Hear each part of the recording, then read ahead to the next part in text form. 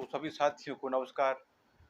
जैसा कि आपने टाइटल देख लिया होगा, आज हम बात करने वाले हैं आगामी एमपीपी पीएससी प्री एग्जाम में जो सी सेट होता है उसके बारे में। साथियों, अब एग्जाम में कुछ ही दिन बाकी हैं, लगभग 15-16 दिन बाकी हैं। तो सी सेट कहीं न कहीं एग्जाम के लिए महत्वपूर्ण हो जाता है, क्योंकि पिछली बार सी सेट में भी बहुत सारे छात्र फेल हुए थे। तो सी सेट चूँकि आपको ज्ञात होगा, प्री में 2 पेपर होते हैं। पहला पेपर सामान्य अध्ययन का होता है, जिसके नंबर काउंट किए जाते हैं, उसी के आधार पर जो मेरिट लिस्ट बनती है। सी सेट क्वालीफाई करना होता है, उसमें हमें 40% नंबर लाने होते हैं। तो इतने कम समय में हम क्या ऐसी रणनीति अपनाएँ, क्या ऐसे टिप्स फॉलो करें जिससे कि हमारा सी सेट क्वालीफाई हो जाए।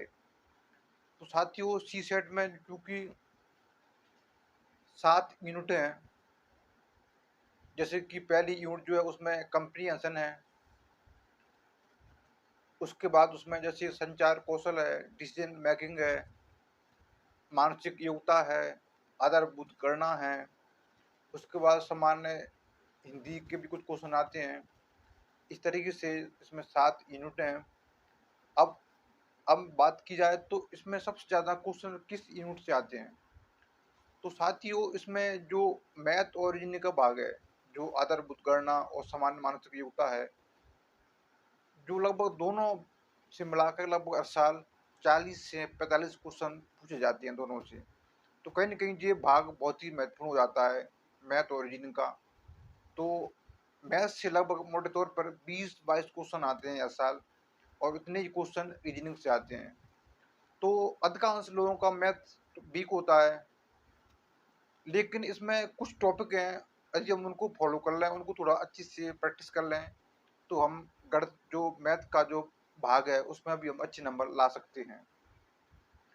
जैसे कि हम बात करें मैथ में कुछ टॉपिक है, जैसे कि परसेंटेज हो गया, औसत हो गया, अनुपात वाले सवाल हो गए, साथ में जो टाइम एंड वर्क वाले सवाल हो गए, डिस्टेंस वाले सवाल हो गए, और लाभ हानि जो चैप्टर हैं, यदि हम इनको अच्छे से कर लेते हैं तो हम लगभग 20-22 क्वेश्चन में से 10-12 क्वेश्चन आराम से हल कर सकते हैं। इसकी बात करें हम रीजनिंग की, तो रीजनिंग में भी 5-6 जो चैप्टर हैं वे सबसे महत्वपूर्ण हैं। उनमें से मैं बात करूँ तो जैसे कि जो पहेली वाले क्वेश्चन हैं, जो पजल वाले क्वेश्चन हैं, वो उससे ज़्यादा बहुत अधिक क्वेश्चन आते हैं। उसमें जैसे कि रक्त संबंध हो गया, और उसमें जैसे कि एक टेबल दी रहती है, जिसके 4 लोग 5-6 लोग बैठे हैं, इस प्रकार से उनका डायग्राम बनाना होता है। तो इस प्रकार के क्वेश्चन भी काफ़ी पूछे जाते हैं। पासा है, घड़ी है, कैलेंडर है, जहाँ से भी क्वेश्चन अच्छे खासे पूछे जाते हैं। साथ ही उसके बाद बात करूँ तो सबसे अधिक क्वेश्चन कंप्रीहेंशन के आते हैं, लगभग 20 क्वेश्चन आते हैं हर साल कंप्रीहेंशन से। तो कंप्रीहेंशन की यदि हम अच्छे से प्रैक्टिस कर लें, यदि हम डेली अभी से 2-3 कंप्रीहेंशन पर डे लगाएँ, पर डे प्रैक्टिस करें, तो हम आसानी से अपना स्कोर अच्छा कर सकते हैं।